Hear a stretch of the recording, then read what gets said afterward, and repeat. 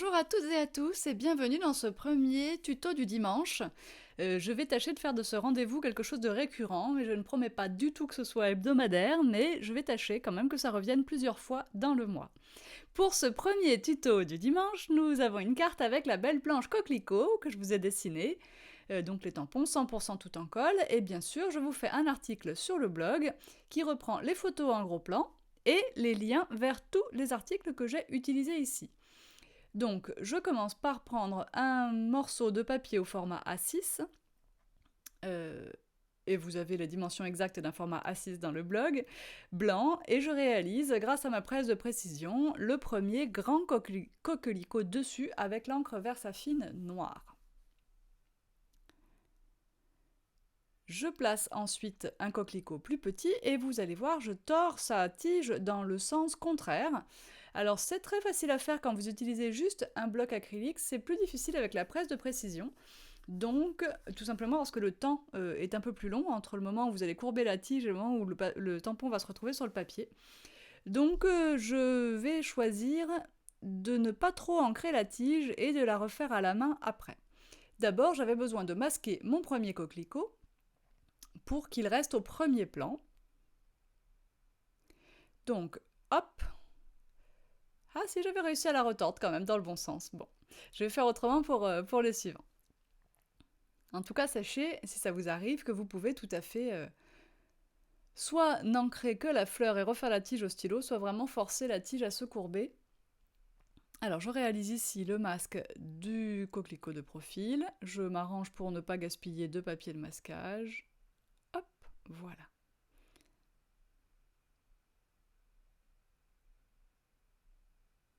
Donc le papier de masquage est un papier qui est autocollant, mais repositionnable. Et le mien, je dois avouer, colle particulièrement bien. Le papier de masquage, de façon générale, n'aime pas trop l'eau. Mais vous allez pouvoir l'utiliser plusieurs fois avant qu'il ne colle plus du tout. Donc ça, c'est vraiment quelque chose d'assez sympa. On vous le dit très régulièrement, et notamment Laetitia, quand vous coupez un masque, coupez sur le bord noir de votre tampon et non pas à l'extérieur de ce bord, de façon à ce que vous n'ayez pas un petit jour blanc quand vous allez faire votre fond, quelle que soit la technique que vous utilisez pour faire le fond après.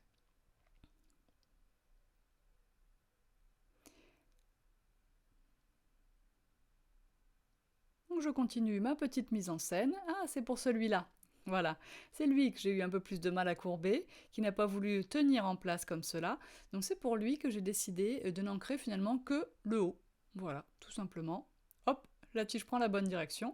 Et puis ensuite je prends l'un de mes feutres fins Pitt, donc chez Faber-Castell, et je compléterai la tige et je ferai pareil pour celui-là.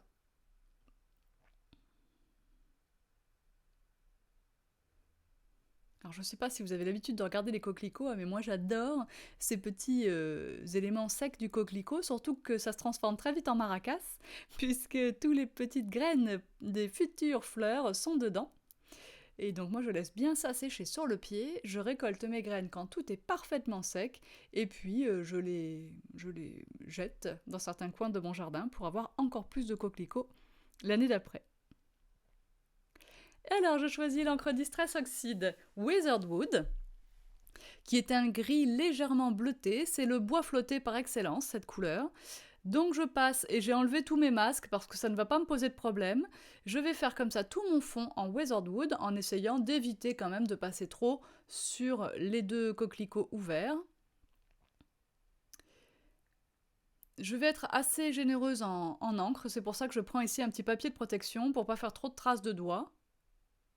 Et je continue ensuite avec le noir, notamment sur les tranches, voilà. Et je viendrai souligner encore un peu plus ce noir par la suite, à la fin, avec un crayon Distress. Il est vraiment assez facile de ne pas faire de traces d'applicateur avec ces encres Distress Oxide, c'est plus difficile avec les encres Distress classiques. Et là, on a une petite aura autour de mes coquelicots qui me convient parfaitement. Je vais ensuite décider d'utiliser un pochoir, donc je cherche un petit peu. Et je vais finalement choisir les triangles que vous avez eus dans l'une des boxes passées, et que vous pouvez bien sûr vous procurer dans la boutique en ligne. Et je vais réaliser 4 fois un tout petit morceau de ce pochoir et 4 fois dans des sens différents. Je prends pour cela une encre Versamagic orange qui s'appelle Persimmon. Je vais en mettre suffisamment. J'aurais pu attendre que mon encre Distress sèche plus pour avoir une meilleure superposition, mais déjà ça va être pas mal.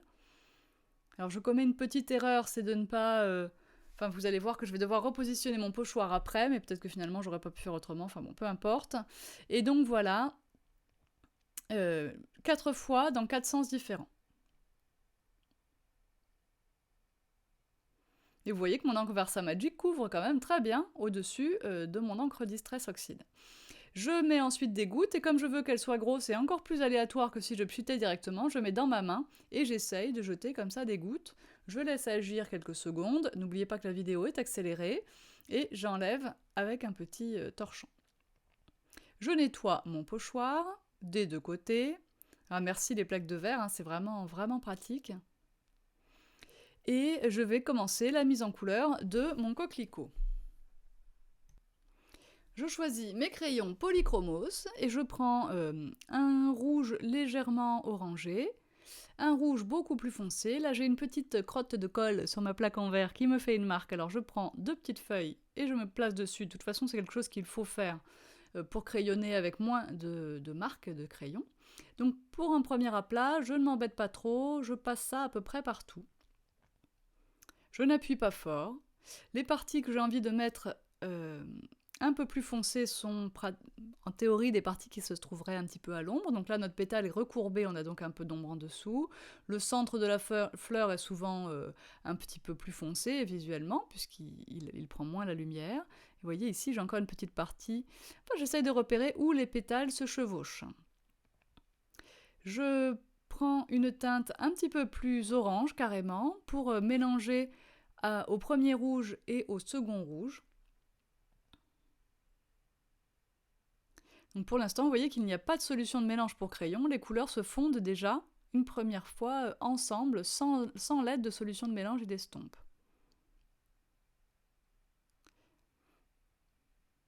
Je vais mettre bien sûr du dessin de mon tampon pour placer mes couleurs plus foncées. J'imagine que les petits traits noirs représentent des plis dans les pétales, donc forcément à ces endroits-là, a priori ça sera un petit peu plus foncé qu'ailleurs. Et ça me permet, quoi qu'il arrive, on vous l'a déjà dit, de faire des nuances dans vos coloriages, et ça c'est bien le plus important. C'est le moment de sortir les estompes. J'aime bien commencer par affûter mes estompes, comme ça je suis sûre qu'elles sont bien prêtes à recevoir la solution de mélange et à aller fondre mes couleurs. Et là vous voyez que c'est quand même assez magique. J'ai beau avoir accéléré la vidéo, vous voyez quand même assez bien ici l'effet de la solution de mélange qui complète en fait votre coloriage, qui comble tous les trous et qui permet de fondre les couleurs les unes dans les autres. C'est quand même assez bluffant, hein, ce produit.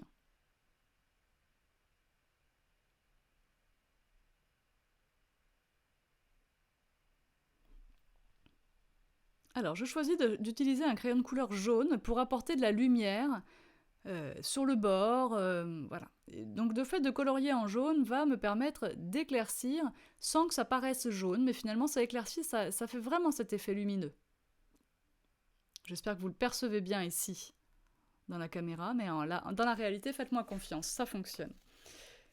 Je viens renforcer un petit peu mes parties un peu plus foncées, je repasse un petit peu d'orange, je repasserai un petit peu de jaune, voilà, avant de réutiliser ma solution de mélange pour crayon. Et maintenant, j'ai une belle couleur bien pleine sur tout mon coquelicot.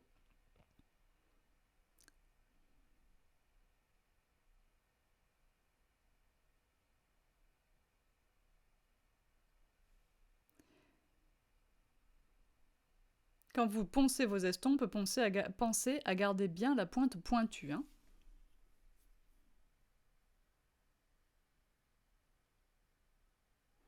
Vous pourriez avoir l'impression que j'appuie fort sur mon crayon, mais il n'en est rien. Hein. En réalité, on dépose la couleur, mais on n'appuie pas. Hein.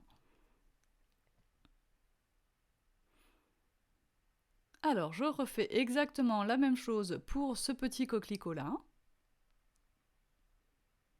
Ça va plus vite, évidemment, la forme est moins complexe, et il est moins grand.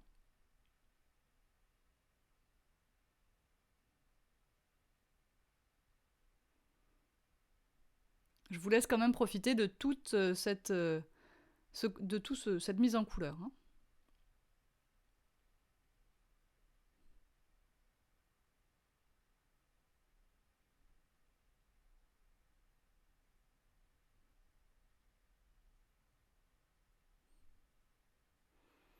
Alors je choisis un combo de couleurs un petit peu différent pour les parties sèches de mes coquelicots.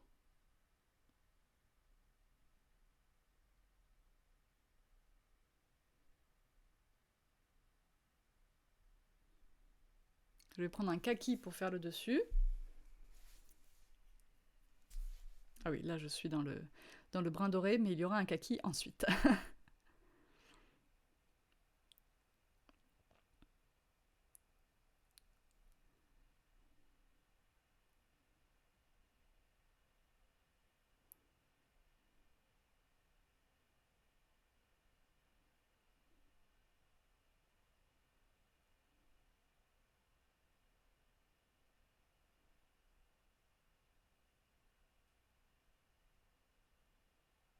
Vous voyez que je n'ai même pas eu besoin de remettre de produit sur mon estompe. Ce qui reste dessus suffit largement pour ces petites zones.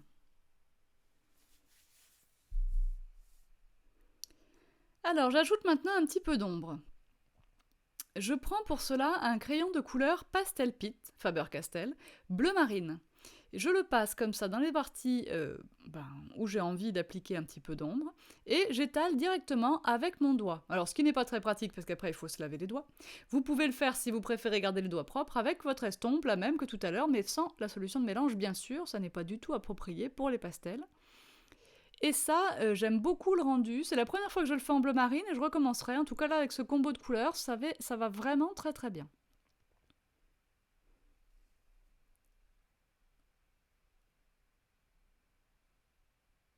Alors bien sûr, le pastel n'adhère pas là où il y a le crayon de couleur polychromos, puisque le gras déposé, l'huile déposée par le crayon de couleur empêche bien sûr le pastel d'adhérer, qui lui a besoin d'un support poreux. Alors je passe dans un die de découpe My Favorite Thing, c'est le die rectangle fausse couture irrégulière. J'aime bien ce format parce que il est plus petit qu'un format A6, enfin en hauteur en tout cas il est plus petit, et du coup il est aussi large par contre. Ça donne un effet un peu plus dodu je trouve, enfin moins allongé, j'aime bien ce format. Je vais ensuite appliquer mon crayon Distress noir pour faire ressortir cette fausse couture et augmenter le contraste autour.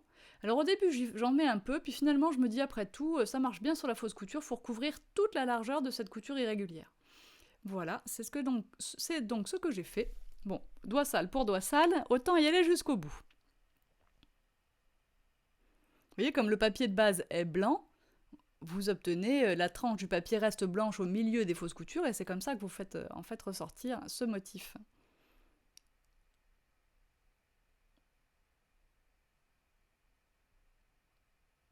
Je reprends mon pochoir, parce que je trouve que ça manque de brillance, et je prends ma petite peinture Stamperia à paillettes. J'essaye de replacer mon pochoir comme je l'avais mis au départ. Bon, c'est pas simple, en plus on sait jamais de quel côté on s'en est servi exactement, mais je finis par trouver quelque chose, si ce n'est pas parfaitement exact, en tout cas, ça sera approchant à chaque fois. Donc je prends la peinture un petit peu dorée, encore une fois je vous mets les couleurs dans l'article du blog, je ne l'ai pas en mémoire au moment où je fais la voix de cette vidéo. Et ça, voilà, c'est parfait parce que j'en mets pas beaucoup, donc ça ne couvre pas totalement le orange, et ça se dépose grâce au pochoir, ça se dépose vraiment sur les bordures, et ça me convient totalement. Voilà, là on arrive dans les moments où je ne vais plus trouver exactement le bon motif, mais ce n'est pas grave, ça va aller quand même très bien.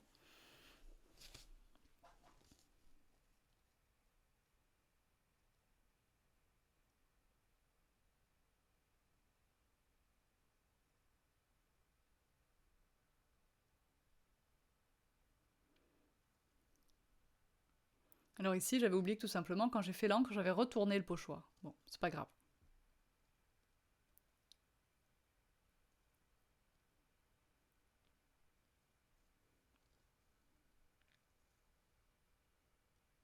Ça apporte vraiment la lumière à la carte. C'est vraiment quelque chose que je suis très contente d'avoir fait. Bien sûr, on nettoie toujours, pinceau. Alors le pinceau en silicone est vraiment parfaitement adapté pour ça, je trouve. J'avoue que je pense qu'il est encore mieux pour cette opération que la spatule. Je vais donc nettoyer, je fais attention de ne pas renverser le café. On essaye d'être un peu écolo, on évite de sortir les lingettes. On prend plutôt la microfibre et le produit en spray.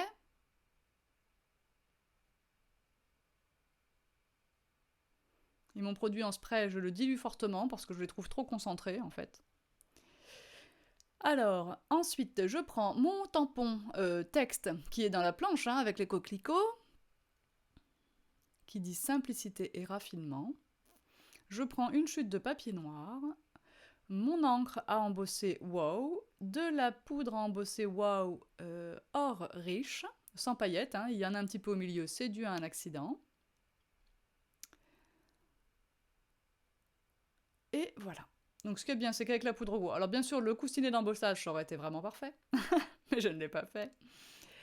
J'en mets 2 fois, bon sur le noir on voit très bien s'il y en a partout ou non.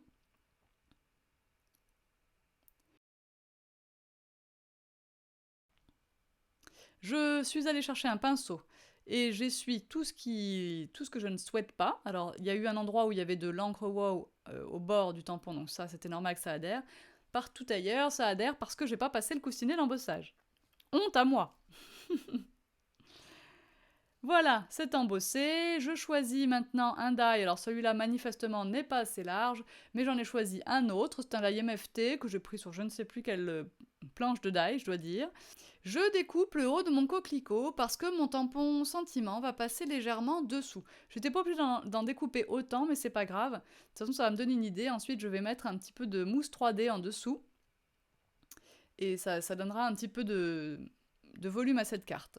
Bien sûr, il faut faire les tranches au feutre noir. Donc je fais à la fois les tranches du bord de la fleur, mais aussi la tranche du bord extérieur, donc sur la carte. Voilà, vous voyez pas, mais vous comprenez l'idée. Comme ça, c'est parfait au niveau finition. Donc voilà comment va se placer mon sentiment.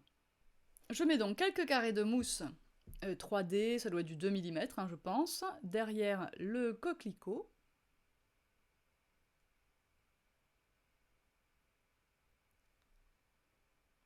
Je colle ma bannière, mais seulement sur le bord droit, avec un petit fond de colle à pointe fine. Et je mettrai quelques carrés de mousse 3D, mais je le ferai peut-être après, en 1 mm seulement par contre, du côté gauche de cette petite bannière. Base de carte. Donc j'ai pris un papier Maya gris, en 270 grammes, comme ça ma carte se tient bien. J'aime bien cette épaisseur de papier pour les bases de cartes, les bases de page, vous le savez.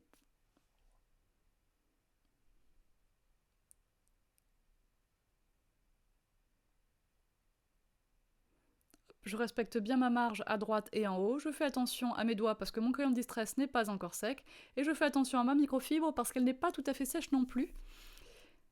Donc je prends un brouillon et je passe comme ça avec mes doigts, voilà, c'est encore le mieux pour bien tout coller. Je vais maintenant sortir le massicot pour couper le bas. Alors j'aime bien aussi ce format de die parce que comme il est un petit peu moins haut, je vais réussir à faire deux bases de cartes dans mon papier Maya.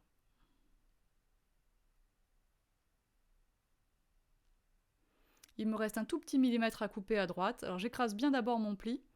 Et pour ça, je vais sortir la guillotine parce qu'il n'y a pas vraiment mieux que la guillotine pour couper les toutes petites lamelles de papier comme ça. Je ne pourrais pas le faire au massicot. Vous voyez comme elle est fine. Voilà. On va maintenant décorer l'intérieur de notre base de cartes, bien sûr.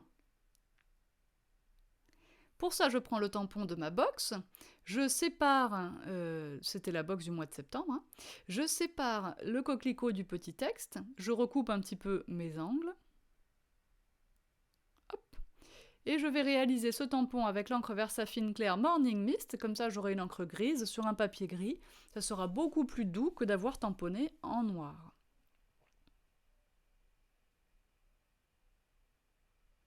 Voilà. Et j'essaye de les faire pas trop alignés, dans des directions un petit peu différentes, et pas forcément entiers. Voilà.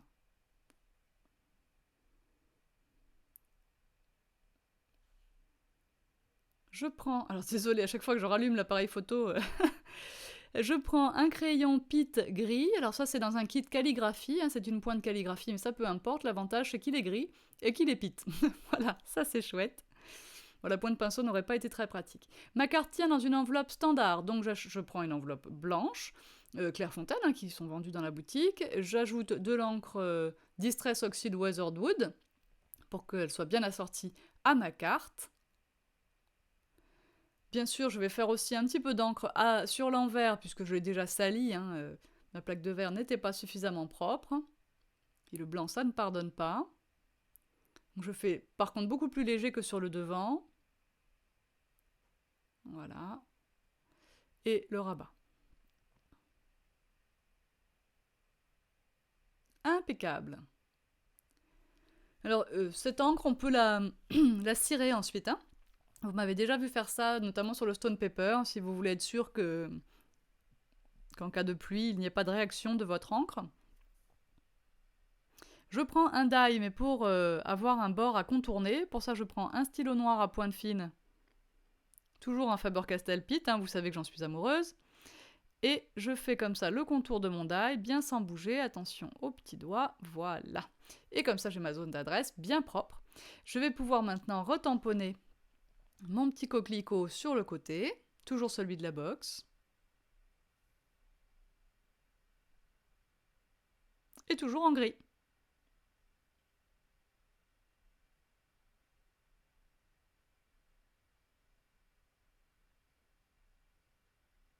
Voilà.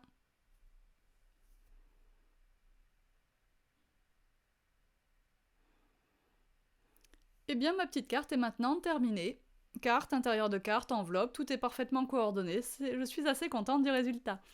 Je vous dis à très bientôt pour un nouveau tuto du dimanche matin, mais en attendant, n'oubliez pas, allez sur le blog, récupérez toutes les infos et les liens vers les différents produits utilisés s'ils vous intéressent. Je vous encourage également à nous suivre sur nos différents réseaux sociaux. Sur Instagram, vous pouvez partager vos créas avec le hashtag toutencolle. Sur Facebook, vous avez la page officielle, mais aussi le groupe qui s'appelle le Club Tout en Colle, où vous pouvez partager, poser vos questions. Une petite communauté qui s'entraide, c'est toujours agréable. Et ici sur YouTube, vous n'oubliez pas le petit pouce bleu si vous avez aimé, ça nous aidera à nous faire connaître d'encore plus de monde.